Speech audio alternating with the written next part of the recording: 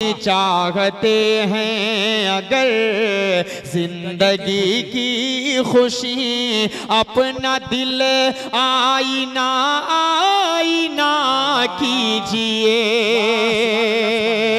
चाहते हैं अगर जिंदगी की खुशी, अपना दिल आईना आईना कीजिए।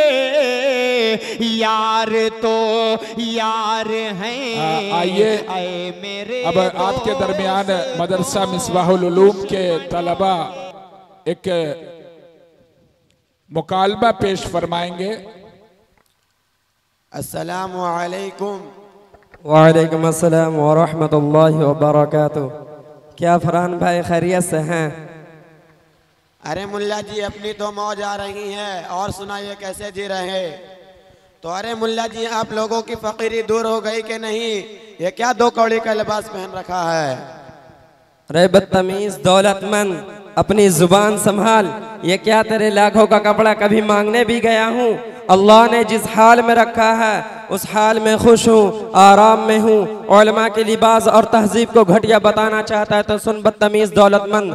फानूस बन के जिसकी हिफाजत हवा करे, कि फानूस बन के जिसकी हिफाजत हवा करे, वो शम्मा क्या बुझे जिसे रोशन खुदा करे। वाह मुल्ला जी वाह, क्या शायरी कहते हो। बताओ रमजान के महीने में हम लोग से भीख मांगने नहीं आते हो, और जब हम लोग भीख मांग पैसा दे देते हैं तो झुक झुक कर शुक्रिया अदा करते हो। क्या मैं कुछ गलत कह रहा हूँ? तुम लोग हो ही दो कौड़े के, तुम्हारे ही वजह से हम लोगों की इंसल्ट होती है। ये झोला ये रसीद लेकर चले भीख मांगने। मुझे बहुत अफसोस हो रहा है तुम्हारी जाहिलियत पर। पहले तो मैं समझता था तुम मगरूर हो, मगर अब मालूम हुआ कि तुम बहुत बड़े जाहिल गवार भी हो। तुमने रमज़ान की जो बात कही है उसका जवाब ये है कि हम अपने लिए नहीं बल्कि मेहमान रसूल के लिए मांगते हैं, और तुम जो कुछ देते हो वो तुम्हारा नहीं, वो तो अल्लाह का हक है। अल्लाह से दुआ करो कि अल्लाह मेरी दौलत में खूब बरकत पैदा हो जाए, ताकि हम लोग तुम्हारे घर थूकने भी ना जाएं। अरे कभी देखा है हम लोगों को गरीबों से मांगते हुए, बेवाओं से मांगते हुए, यतीमों से मांगते हुए? हरगिज़ नहीं, हरगिज़ नहीं। हम लोग सिर्फ उससे वसूलते हैं जो साहिब निसाब हो। काश तुम्हें आज से 1400 साल पहले का वाक़या मालूम होता कि हज़रत मोहम्मद सल्लल्लाहु अलैहि वसल्लम ने भी चंदा लिया था। उस वाक़ये में हज़रत अबू बकर सिद्दीक़, उमर फारूक रज़ियल्लाहु अन्हुमा का एक दिलचस्प वाक़या भी पेश आया था। अगर ये सारी बातें तुम्हें नहीं मालूम तो जाओ जाकर डूब मरो। अरे सब पता है कि रसूलुल्लाह ने भी चंदा लिया था। बड़े आए हैं तारीख बताने वाले। जरा आप लोग मुल्ला जी को देखो, बड़े काबिल बनते हैं। अरे भाई ये लोग ये तो पूरे समाज और सोसाइटी को गंदा करके रख दिए हैं। अब समाज और सोसाइटी इन लोगों से पनाह चाहते हैं। हमारे लिए सरदर्द बने हुए हैं ये लोग। तुमने शुक्रिया अदा करने वाली जो बात कही है वो किसी दर्जे सच है कि जाहिल किस्म के मौलवी ने तुम मालदारों का शुक्रिया अदा करके दिमाग खराब कर दिया होगा। मुझको देख, तूने कभी मुझको झुकता हुआ पाया है? याद रख, जो लोग वाक़ई खादिम दीन होंगे वो अखलाक जरूर पेश करेंगे, मगर किसी के सामने झुकेंगे नहीं। अरे कितने हैं दो चार, भला इनसे क्या होता है? एतबार तो अक्सरियत का होता है। नहीं, तुम झूठे हो। अक्सर ऐसा नहीं करते और ना इंशाअल्लाह अक्सर ऐसा करेंगे। शायद तुम्हें या तुम जैसी कमीनी सोसाइटी को यह मालूम नहीं कि कुरान क्या कहता है। हदीस में रसूलुल्लाह सल्लल्लाहु अलैहि वसल्लम ने क्या फरमाया? अल्लाह तबारक व तआला का इरशाद है, इन्नमा यख्शल्लाह मिन इबादिहिल उलमा।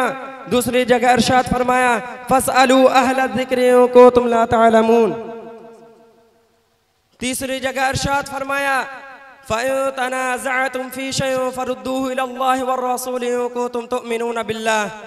शायद कुरान से पेट भर गया हो तो ज़रा हदीस से पानी पी ले। रसूलुल्लाह सल्लल्लाहु अलैहि वसल्लम ने इरशाद फरमाया, नबियों के वारिस उलमा हैं, नबियों ने दीन इल्म को विरासत में छोड़ा है।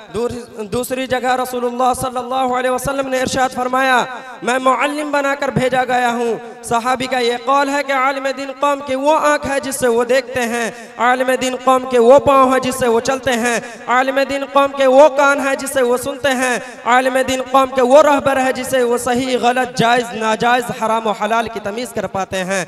अच्छा, तू बड़ा काबिल बनता है तो मेरे एक सवाल का जवाब दे, इस्लाम की बुनियाद कितनी चीज़ों पर है? अरे मौलाना, ये तो बड़ा भारी सवाल है।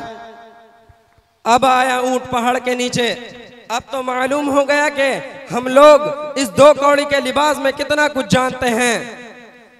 सुनो, जब भी बातिल से टकराने की जरूरत पड़ी तो सर पर कफन बांधकर हम ही लोग मैदान में आए।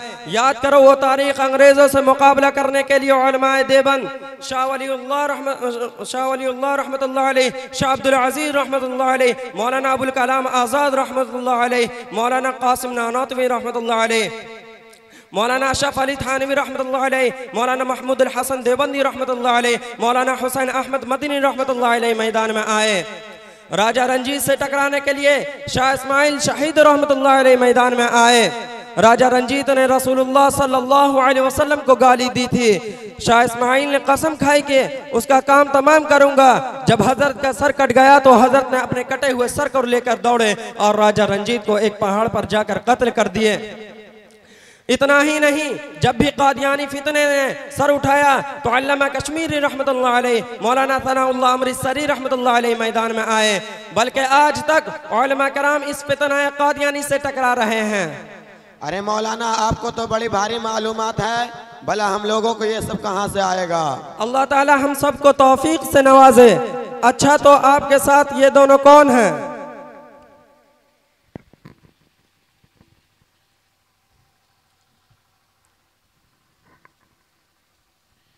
ये दोनों भाई हैं, मेरे दोस्त हैं जो अमेरिका में रहते हैं, बड़े बिजनेसमैन हैं।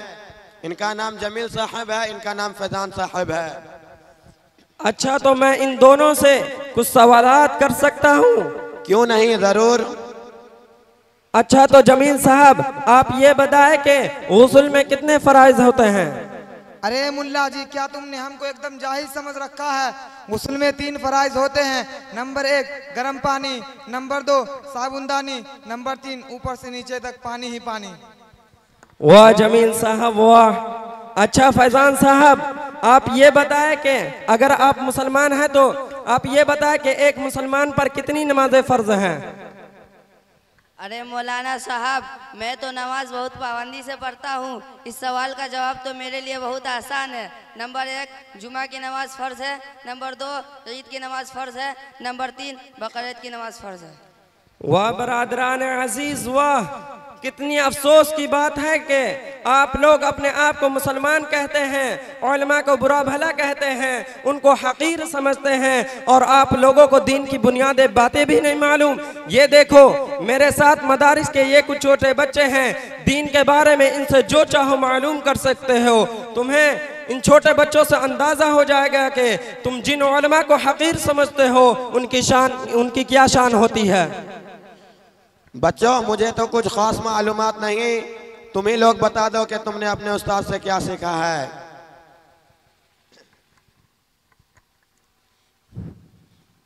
चाचा जान, आपको मालूम होना चाहिए कि इस्लाम की बुनियाद 5 चीज़ों पर है। नंबर 1 कलमा, नंबर 2 नमाज, नंबर 3 ज़कात, नंबर 4 रोज़ा, नंबर 5 हज।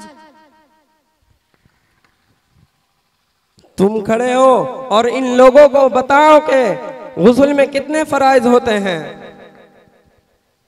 मुझे तो अफसोस हो रहा है, दुनिया में ऐसे ही मुसलमान हैं जिन्हें गुस्ल के फराइज भी नहीं मालूम। सुनो, मैं बताता हूँ। नंबर 1 मुंह भर करके कुल्ली करना, नंबर 2 नाक के नरम हड्डी तक पानी पहुँचाना, नंबर 3 पूरे बदन पर इस तरह पानी डालना कि एक बाल बराबर कोई जगह सूखी ना रहे। अच्छा बेटा, बताओ कि क्या इंसान मरने के बाद दोबारा जिंदा किया जाएगा? जी अंकल, इंसान मरने के बाद दोबारा जिंदा किया जाएगा और हिसाब व किताब भी होगा और नेक लोगों के उनके नेकी के बदले जन्नत मिलेगी और बुरे लोगों के उनके बुराई के बदले जहन्नम की आग में घिसेट कर डाल दिया जाएगा। तुमने देखा ये मदरसे के छोटे छोटे बच्चे कितने कमाल के हैं।